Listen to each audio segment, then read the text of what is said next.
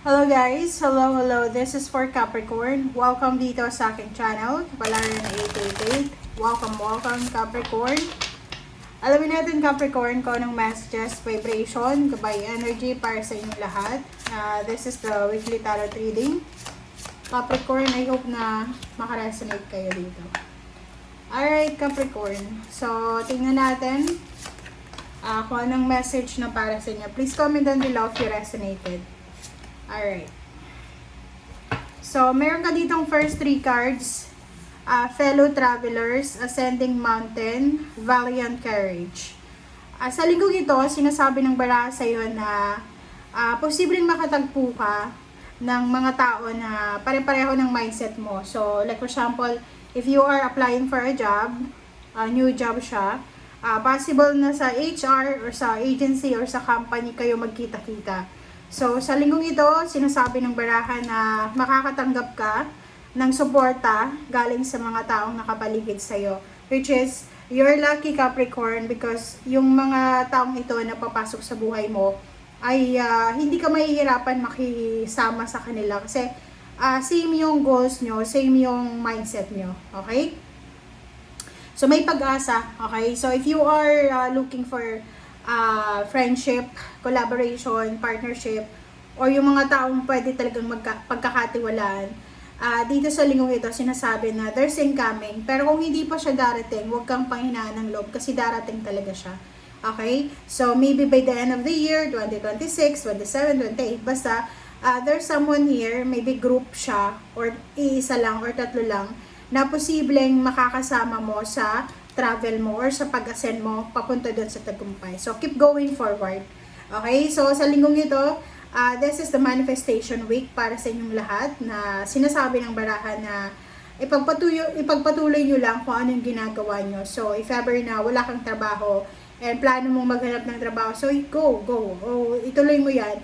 And if you are working, if you are in business, sobrang workaholic ka, sobrang nasa mindset ka ng hardworking Capricorn, sinasabi ng baraha sa'yo dito na keep going lang, okay? Nasaan ka man na sitwasyon sa ngayon, nasa anumang estado ka, sinasabi ng baraha sa'yo dito na ituloy mo lang yan, okay? Ituloy mo lang kung ano yan na pinagdadaanan mo sa ngayon or dinadaanan mo, kasi you will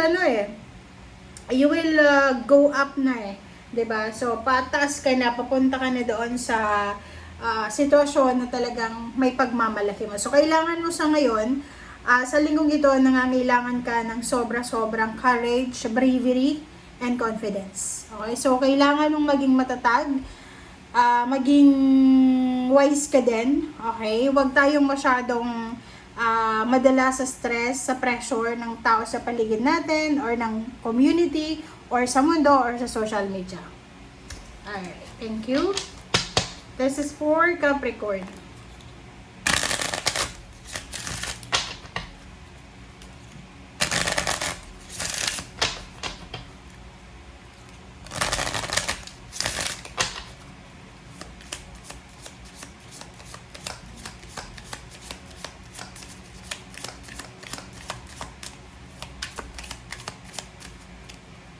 Alright.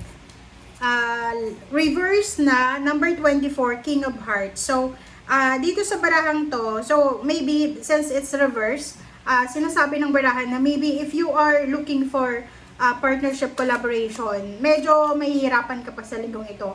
But, first 3 cards, nagsasabi sa inyo dito na darating siya. Kumbaga, kung halimbawa, yung pamilya mo, may mga plano ka, para sa sarili mo, para sa pamilya mo, pero wala kang nakukuha na support system, okay lang yan. Okay lang yan.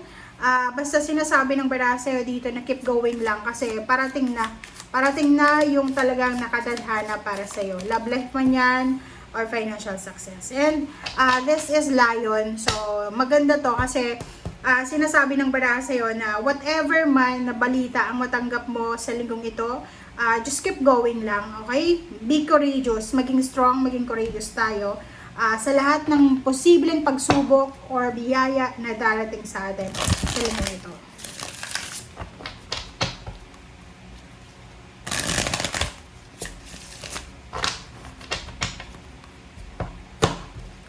Alright, Capricorn. Capricorn. Okay, Page of Swords. So, this is all about future. Oh, diba? Sinasabi ng baraha sa'yo na para maiwasan mo daw to avoid regrets, worries, and fear sa mga susunod na araw, buwan na taon. Sinasabi dito na huwag tayong gumawa or gagawa ng desisyon simula ngayong linggo na alam mo na hindi ka sigurado. Kasi pag hindi ka sigurado, pwede mo siyang i-postpone or i-delay muna. Pero kung hindi ka na nga sigurado tapos sasabihin mo okay lang yan, no. Kasi pag yan yung ginawa mo, siguradong sa huli, sa future, ay posibleng magsisi ka. So, ang pinakamagandang gawin mo daw sa linggong ito is labanan mo yung tukso ng pagiging aggressive, impulsive. Dahan-dahan ka lang Okay, dahan-dahan lang yung actions mo, planuhin, and everyday i-appreciate mo yung mga blessings mo. Kasi marami kang blessings, pero nangingibabaw yung mga pangangailangan mo. Okay? Seven of Wands, protect what you have. It's your emotion, love life, family life, your goals, your dreams. Lahat ng klase ng, parte ng buhay mo na kailangan mong proteksyonan mo. And yung Seven of Wands, sinasabi ng baraha yun. Alitin natin, huwag tayong magpadalos-dalos sa mga desisyon natin simula ngayong linggo. Kasi pwede nating pagsisihan yan pagdating ng araw. Relationship. So, sa relationship, kung ikaw ay nagmamadali, huwag kang magmamadaling makipagrelasyon, magpakasal, makipag-live-in, makipaghiwalay, makipag-kontrata, or kung ano pa man. So, dahan-dahan lang tayo. Okay, Page of Pentacles. So, in terms of money, sinasabi ng baraha sa'yo dito na siguro na namumroblema ka sa ngayon.